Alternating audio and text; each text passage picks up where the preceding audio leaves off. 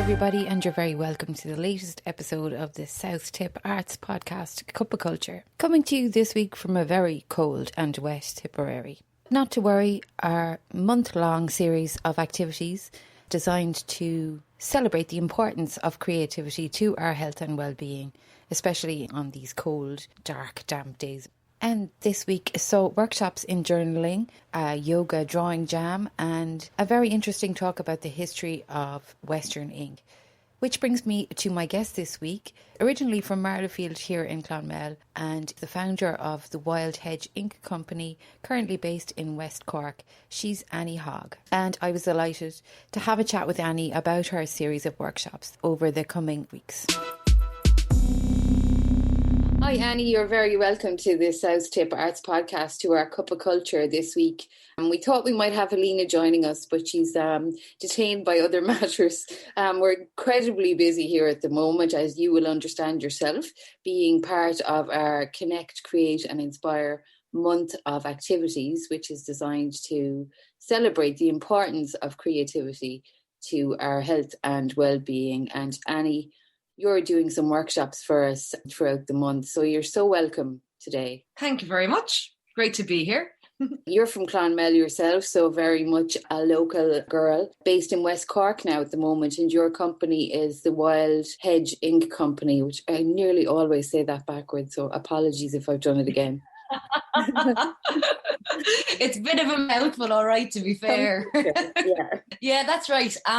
It all came about jeepers, I guess 2 years ago now. Yeah, I went looking for a particular watercolour, a particular blue that I was looking for, and ambled across online, of course, a lady over in Berlin that was making her own watercolours. Wow. And the one I was looking for was out of stock, and I just thought, wait a second here now. Like, I used to do that when I was a kid. I must look into this again. Wow. And so I did. And is that really when it all kicked off? I would have assumed, just from listening to you talk and watching you work, that you were doing it for an awful lot longer than 2 years, to be honest. I'd have that kind of, the background of the home place would be very much try it yourself and do it yourself and all. And there would have been a lot of yarn dyeing happening in the home when I was growing up. So I mean, dye bats would have always been something I was playing with as a kid and all, and aware of all the plants and all of that kind of stuff. So I mean, in hindsight, it was kind of a natural progression, only I didn't see it myself. I feel like I got stubborn. That's really cool. And the whole process of gathering your materials and the patience involved in sort of testing things out, experimenting with things, seeing what works and seeing what doesn't and what reacts with what. And it's a really quite a meditative thing. Like, I imagine you get quite absorbed. Easy to become obsessed, I'd say, by that now. Yeah, very much so. I mean that in the best possible way. Yeah, it's very exciting on all the different levels of it. You know, I mean, keep an eye in the hedges and all for particular things coming along at each season, and you know, I'll spot, okay, that's where the elderberry is growing, so I'll keep an eye there now, and I can get the berries from there, and I can come back then and get the barks and all that kind of thing. And that would be the same for a lot of plants and different walks and all that we take here at the moment, because we're in a new enough area down here in West Cork. So it's a real case of, you know, constantly clocking what's coming up and remembering now what I saw at the end of summer. So I'll go back there in a few weeks and see if, you know, what's coming up and if I can get the leaves at that stage. And that's all exciting. And it's great to get out with that kind of mentality in your mind as well, of how you look at your environment and take it in.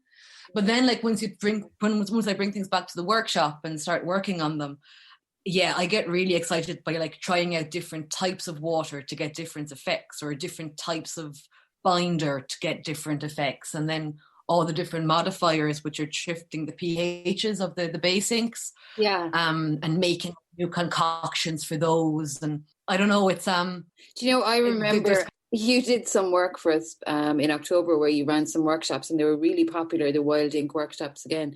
And I remember saying to you at the time, God, it's like some crazy kind of alchemy, and it really was to watch it. Yeah. Your studio must be full of little vials and jars and different bottles of colours, and it's ridiculous in there.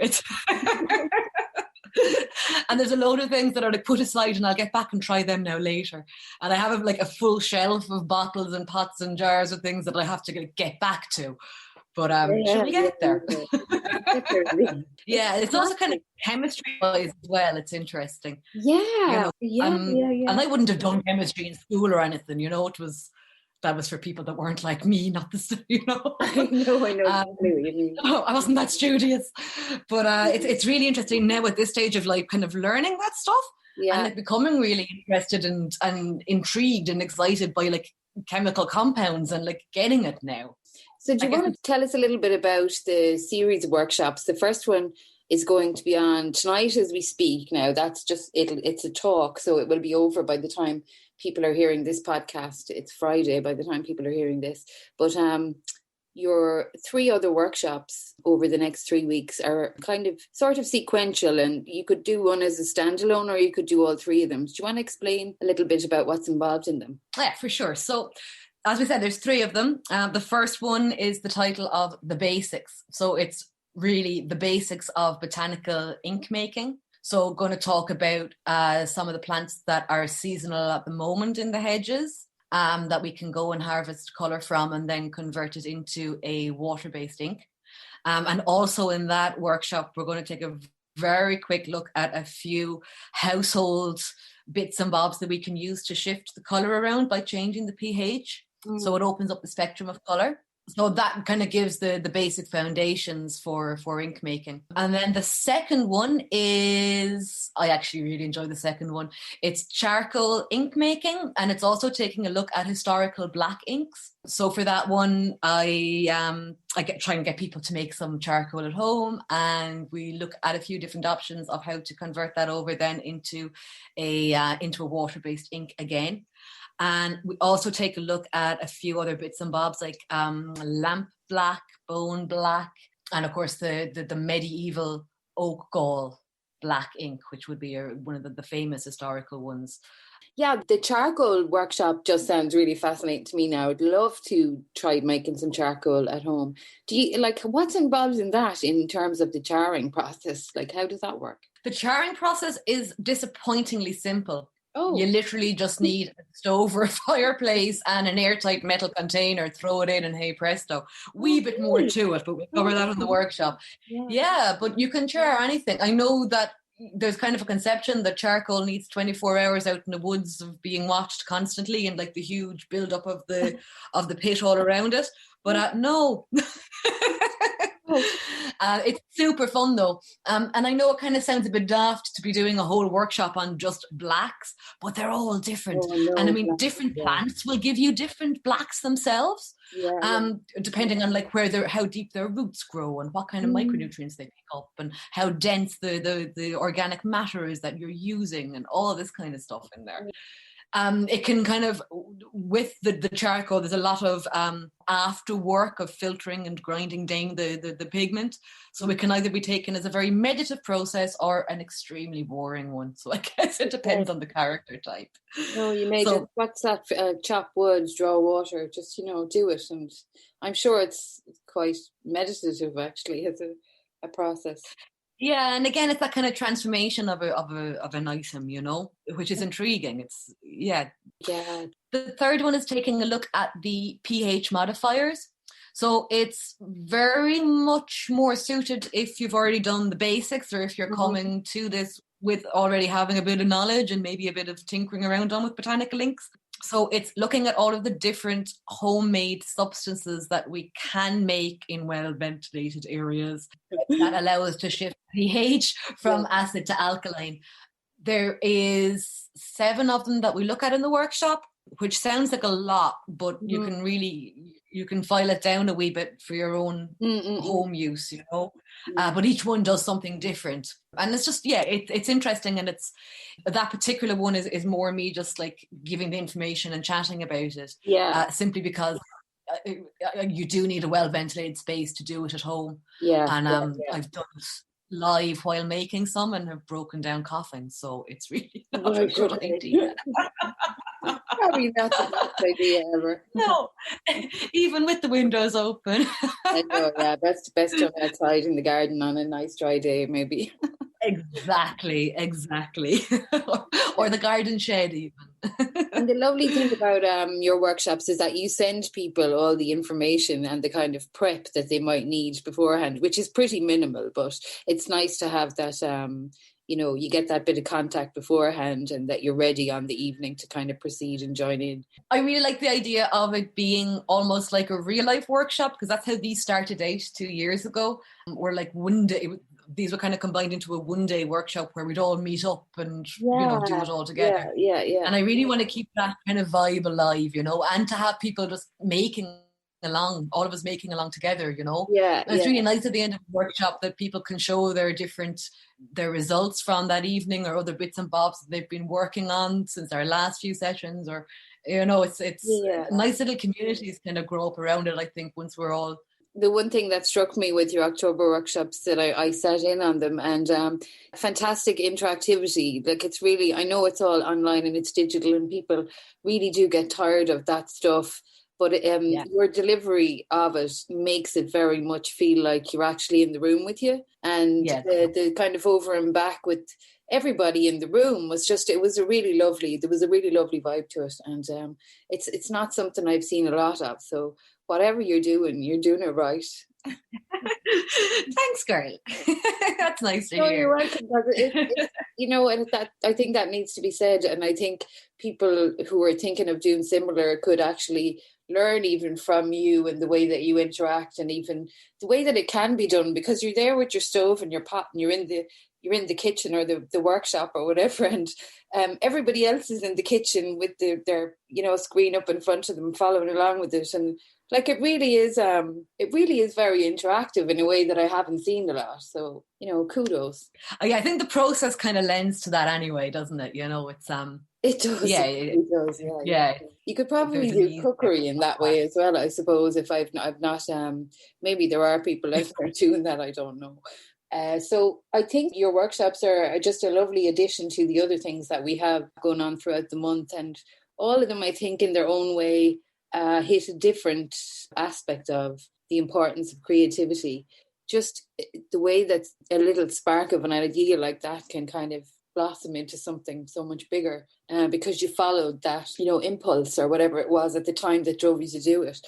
I think that was like a creative impulse that you had, I would suppose, is what I'm trying to say, and that, by following it, it shifted you in a kind of a different direction. And is print your background? Was it print you studied in Crawford? Sculpture. Was sculpture? Wow. I know, yeah. That was an assumption that I made now, print, because of what you're doing at the moment. But my work is very printerly, to be fair. Exactly. I'm thinking about your personal work and looking through some of your prints. They're really gorgeous. And I've got your calendar here on my door, which is fabulous.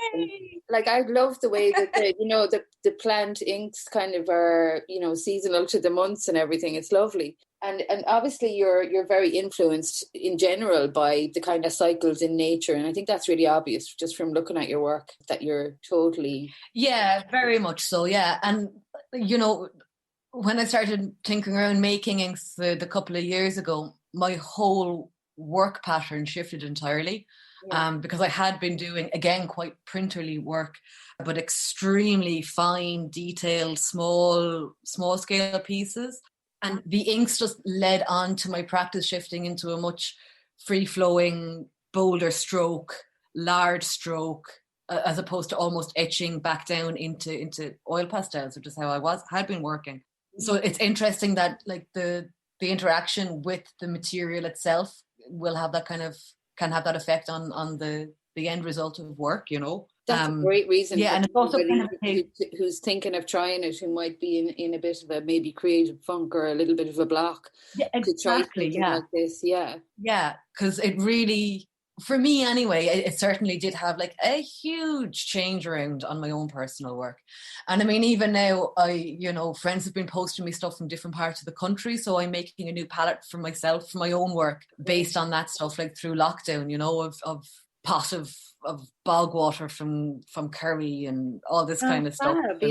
Hawthorns from Tip, from Slieve-na-Mon, and a few other bits and bobs from different places as well. So, it's kind of a nice way of, it gives you the ability to capture a time and a place in a way. yeah, it's very interesting kind of to think down that avenue of how you can interact with place. Absolutely.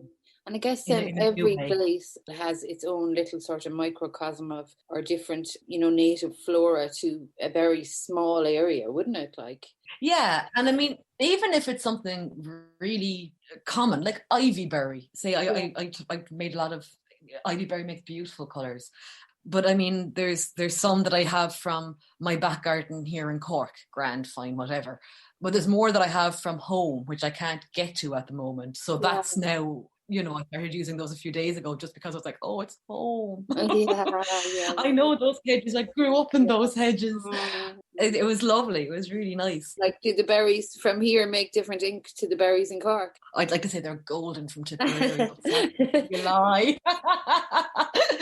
No, they're pretty much same, different seasons, which is the same way with a lot of plants will give, like nettles from winter will give a slightly different coloration to springtime nettles. If there was a big dramatic change in soil qualities of different sites, you'd see a difference then between two ivies, say. So there would be very mild differences, but they will be so mild that you'd barely notice unless you were looking. Now, I have the kind of mind that does look and does want to see those differences, but it's not something you could justify to somebody who wouldn't be interested that much. You couldn't really say it was a stark difference, Well, but the whole world of it is just completely fascinating to me. And if you have any couple of spare hours on their hands at all, to join in your workshops over the next few weeks, because like that, I mean, the idea that it could kind of make a creative shift within you when you're a little bit stuck or something is reason enough in my mind for anybody to do it. Yeah, and it's totally cool if people just wish to come and have a look. You don't have to be actively making along with us either, so there's no pressure there at all, I won't be shouting at anyone. Annie, I'm going to let you go. I'm after taking up enough of your time waffling on at you here. Thanks so much for having a cuppa with me today. It's been a pleasure. Gurmila Emer, that was great. Thank you very much for having me, and thank you for having me on board for the series as well. I think it's a really important, nice thing that the Art Centre is putting on. So yeah, look, it was it's really hard with the Art Centre being closed that we're not able to kind of interact with people like we used to. So I think this was just a really good excuse for us to kind of really try and connect back in with people again, because last year was a very long year for everybody, as we all know. And we really want to avoid that kind of disconnection again. So it's great to have you on board and all the other guys as well. So thanks again, Annie, and we'll look forward to your workshops. Gurmila Emer, slán latsa. And thanks again to Annie for having a chat with me the other day.